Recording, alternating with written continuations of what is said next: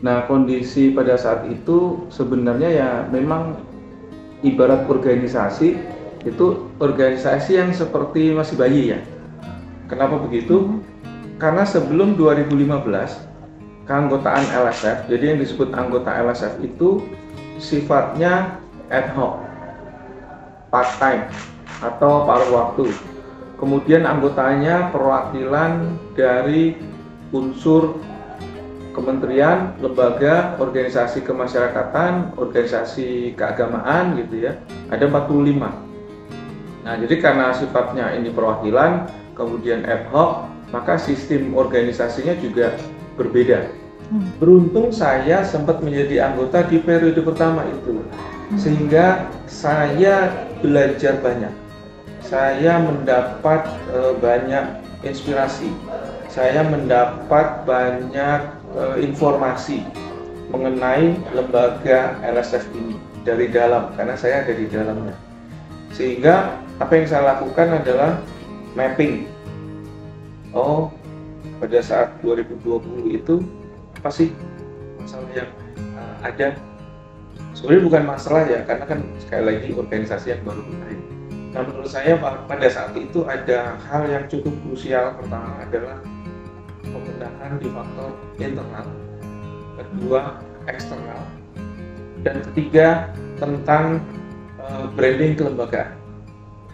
Jadi sebenarnya LSF itu adalah ketua, wakil, dan anggota. Yang lain membantu. Nah, switching atau pertukaran pola pikir, pola manajemen ini harus dilakukan secara serentak. Nah, di 2020 itu yang saya coba lakukan. LSF ini, kantor ini, dia terletak pada anggotanya, di mana anggota itu isinya ketua, wakil, dan para anggota. Ini internal. Eksternal, pada saat itu LSF masih dianggap sebagai lembaga yang tidak hangat, kurang bersahabat pada teman-teman film. Karena apa? Ya karena transisi. Kalau dulu seluloid kan langsung digunting. Terus 2015-2020 itu sudah digital, tapi sifatnya masih sangat disiplin, tegas, kaku. Nah, di periode kami yang 2020 secara eksternal kami coba benahi. Kami berpikiran bahwa LSF ini tidak boleh lagi menjadi penafsir tunggal kebenaran dalam hal audiovisual adegan di film, baik dialog, monolog, ya, suara, gambar. Karena kalau berpikir bahwa dia menjadi penafsir tunggal kebenaran, maka kebenaran itu hanya ada di LSF. Padahal yang membuat film itu tentu juga punya maksud tertentu. Kenapa mereka memberi adegan ini, adegan itu, kenapa adegannya di sini, kenapa dialognya begitu. Pasti ada argumennya gitu. Ketiga, branding. Branding ini artinya LSF ini harus dikenal dong oleh konstituen atau bahasa ininya ya pemangku kepentingan perfilman. Dikenal sebagai apa brandingnya? Sebagai lembaga yang memang melayani, ya public services kan LSF ini kan, melayani pemangku kepentingan perfilman. Jadi sifatnya sebenarnya adalah dialog. Maka itu yang kami coba kerjakan.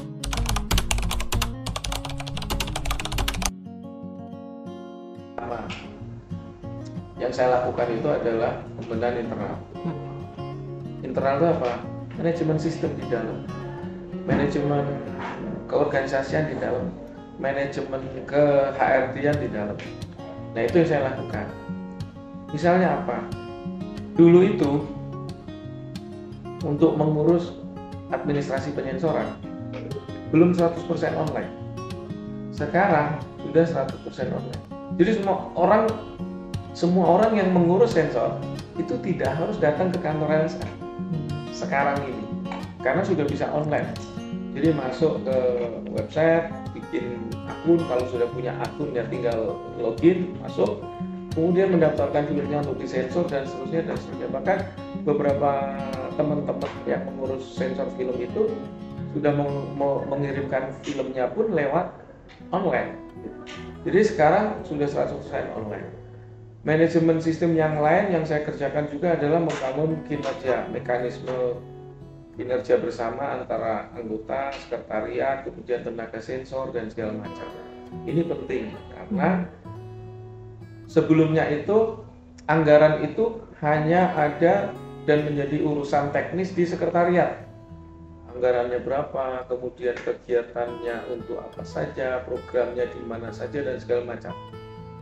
Kendalinya ada di situ. Sekarang enggak. Di periode 2020-2024 kami LSF itu membentuk yang namanya Badan Anggaran LSF. Kami menyebutnya Banggar, ya istilah-istilah kayak parlemen lah. Jadi Banggar LSF ini tugasnya adalah menyusun program, kegiatan, dan anggaran LSF kurun setahun itu. Jadi di situ dibicarakan. Pada saat 2020 masih banyak teman-teman baik produser, PH yang merasa kurang nyaman dengan LSF. Dalam kurun 1 bulan pertama setelah menjabat, itu saya belanja informasi, belanja masalah, ya, dan tentu belanja jalan keluar. Apa yang saya lakukan? Saya bertemu dengan produser, sutradara yang masih menganggap LSF ini tidak perlu ada dan harus dibubarkan, malah nggak perlu ada. Termasuk juga dengan sutradara yang merasa bahwa LSF ini biangnya masalah nih, mengganggu kreativitas film kita. Gitu. Saya bertemu dengan niat apa sih masalahnya sebenarnya.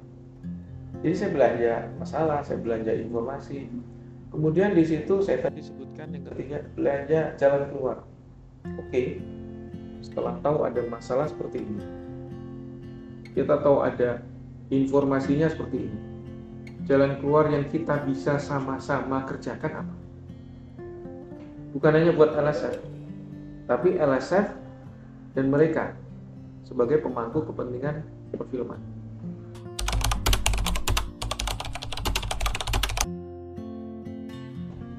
Kalau orang protes, orang mengadu, kemudian produser atau pemilik film itu minta kejelasan, nah itu bukan tekanan.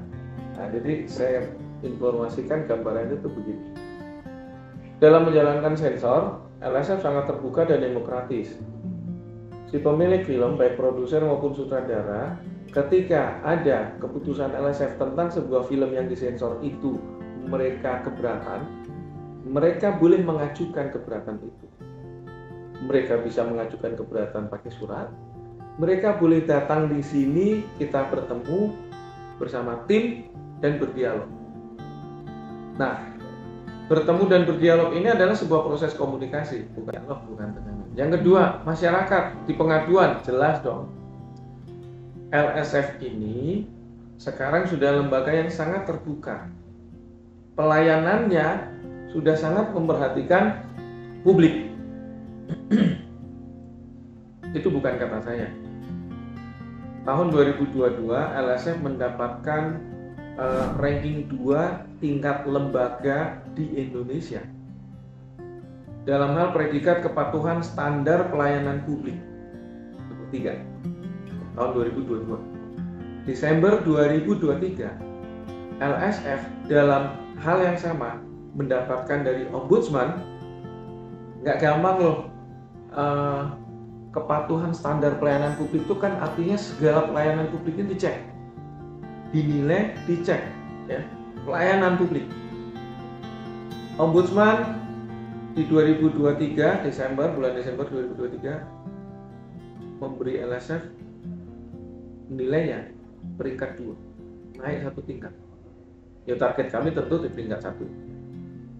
Artinya secara pelayanan publik kami sudah melakukan itu. Dan salah satu unsur pelayanan publik itu apa? Aspek pengaduan. Itu harus online. Saya sebagai ketua LSF, handphone saya kan online tuh, bisa semua bisa mengakses dan 24 jam gitu ya. Saya merespon itu dengan sangat terbuka dan komunikatif, dan sampai hari ini ya tidak ada yang sifatnya tekanan.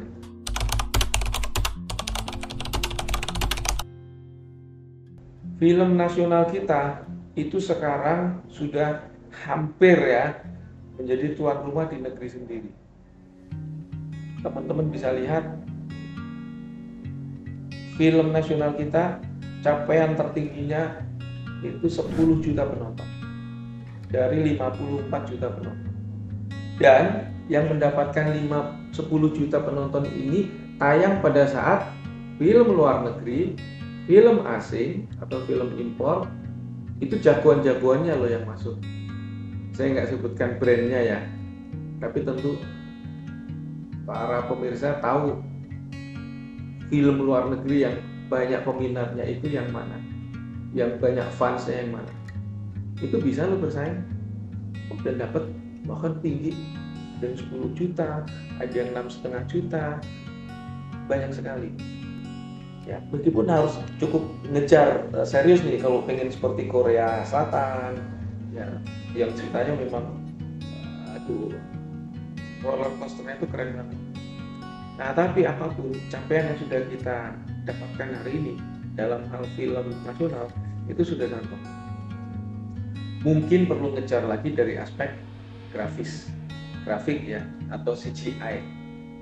Ya, itu tapi ini kan soal teknologi, dan soal teknologi ini kan soal money, mahal ya kan. Jadi ini hal yang lain temanya, bukan dari sisi kreativitas.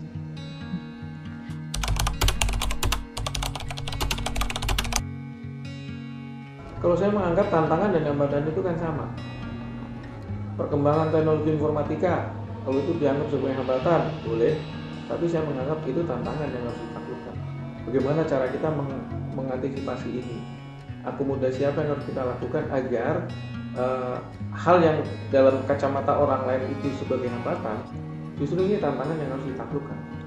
Misalnya, LSF sudah menjalankan tugasnya dengan melakukan penyensoran. Iya, sudah. Oke.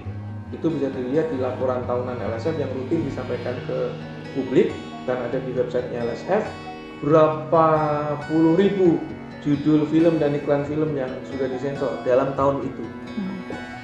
Tapi kan di luar yang disensor banyak banget loh konten-konten yang sifatnya audiovisual, bahkan film itu nggak ada sensornya. Oke. Apakah ini hambatan? Enggak, ini tantangan yang harus ditaklukkan. Dengan cara apa? Meliterasi publik.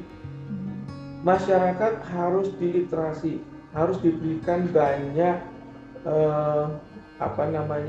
informasi, harus diberikan banyak knowledge, ilmu pengetahuan.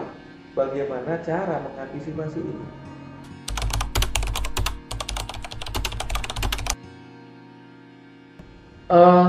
Satu yang menurut saya harus dipahami bersama adalah LSF ini adalah lembaga public services atau pelayanan publik. Jadi LSF harus dijalankan dengan pendekatan manajemen organisasi seperti itu. LSF bukan lagi lembaga penafsir tunggal kebenaran, khususnya dalam hal film. Nah, oleh karena itu LSF ke depan tetap harus mengedepankan aspek dialogis. Ke siapa? Bersama siapa? Para pemangku kepentingan publik. Mereka itu partner LSF. Mereka bukan anak buah LSF. Bahwa LSF sebagai sebuah lembaga, dia bisa menelurkan dan membuat aturan atau sebuah regulasi, tapi mereka bukan anak buah. Mereka adalah partner. Nah, ini yang menurut saya mesti dipahami berkaitan dengan positioning LSF.